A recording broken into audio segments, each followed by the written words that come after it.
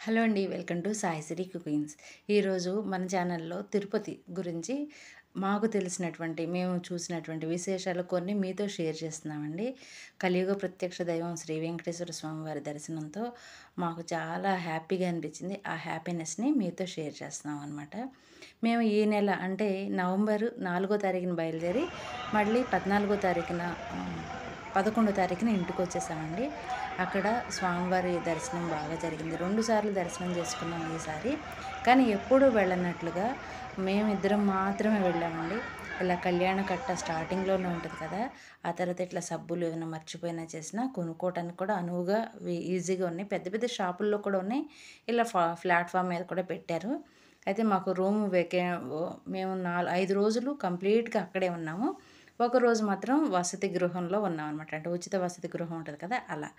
అలాగే ఇక్కడ మాతో పాటు ఉన్న రూమ్‌మేట్స్ అనమాట వీళ్ళు. ఆంటీ నేను కూడా చూస్తాను, నేను ఉంటాను ఫోన్‌లో, నన్ను పెడతారా అంటే పాపను కూడా వీడియో తీస్తున్నాను. అలాగే వీళ్ళంతా వాళ్ళ ఫ్యామిలీ అనమాట.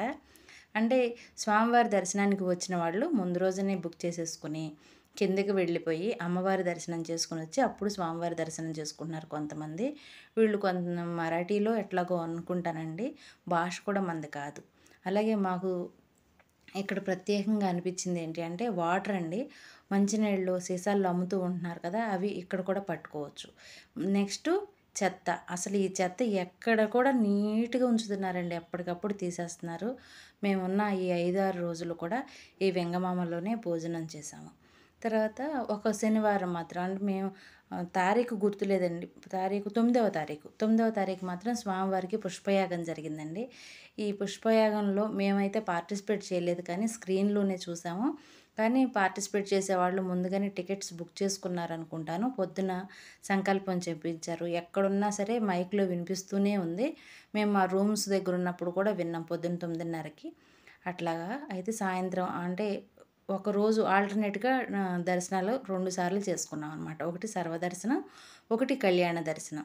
అలా దర్శనాలన్నీ అయిపోయినాయి. శుక్రవారాలకే అయిపోయింది. ఇది శనివారం జరిగినటువంటి పుష్పయాగం అనమాట. సాయంత్రానికి వచ్చి ఇక్కడ కూర్చున్నామండి స్వామివారి ముందే. ఆ ట్రాక్టర్‌లో పువ్వులు తీసుకెళ్తుంటే మాకు కూడా ఇచ్చారు. మేము తీసుకున్నాం అనమాట. అలాగే అదంతా అయిపోయాక రూమ్‌కి వెళ్తుంటే హరినామ సంకీర్తన అండి. నిత్యం జరుగుతూ ఉంటది కదా! అది చానాళ్ళ తర్వాత చూసాము మళ్ళీ ఇక్కడ. ప్రతి ప్రతి స్టాప్ నుండి మరొక స్టాప్ వరకు ఎక్కడి నుండి ఏ టైం అయినా సరే ఈ ఫ్రీ బస్సులనేవి తిరుగుతూనే ఉన్నాయండి. మేము కొంత నడిసాము, కొంత బస్సులు ఎక్కాము. ఎంత బస్సు ఎక్కినా కొంత నడవాల్సి ఉంటది కదా! ఆ దివ్యధామంలో ఎంత నడిసినా మనకి తరగదు, ఆశ కూడా తీరదండి. మాకు కలిగిన ఫీలింగ్ అయితే ఇదనమాట.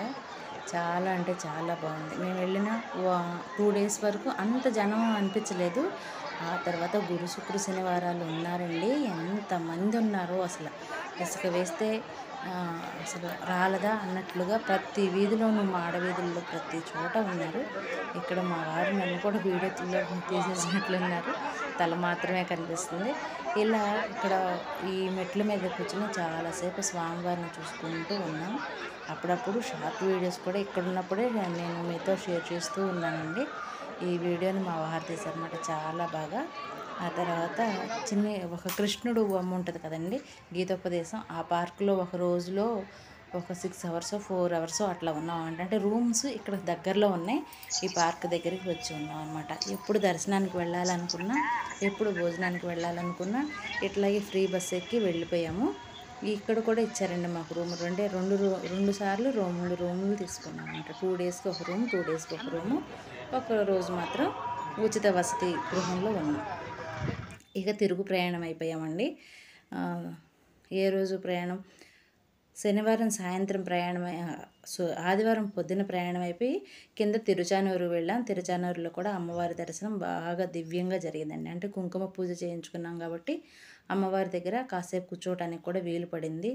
ఆ తర్వాత అమ్మవారు ఊంజల సేవ చేశారు. అట్లాగే స్వామి శ్రీనివాసుని దగ్గర కూడా ఊంజల సేవ దగ్గర 2 డేస్ ఉన్నామండి. ఇంటికి వచ్చేసిన తర్వాత మేమేమి కొనుక్కు తెచ్చుకున్నాము అవన్నీ ఇవి చూపిస్తున్నాను. గాజులు, ఈ ఉద్దరిని, ఈ రాగి బాక్స్ ఇంతవరకేనండి మేము కొనుక్కు తెచ్చుకున్నది. వీటితో పాటు కొన్ని ఫొటోస్ అయితే షేర్ చేస్తున్నాను. ఈ వ్లాగ్ అంతా మాకు ఒక హ్యాపీ మూమెంట్గా ఉంటుందని మీతో షేర్ చేస్తున్నానండి. వీడియో నచ్చితే తప్పకుండా లైక్ చేయండి, షేర్ చేయండి, ఇంకా సబ్స్క్రైబ్ చేసుకోండి. అలాగే మీకు కూడా శ్రీనివాసుని వెంకటేశ్వరుని దివ్య ఆశీస్సులు కలగాలని మనస్ఫూర్తిగా కోరుకుంటున్నాను.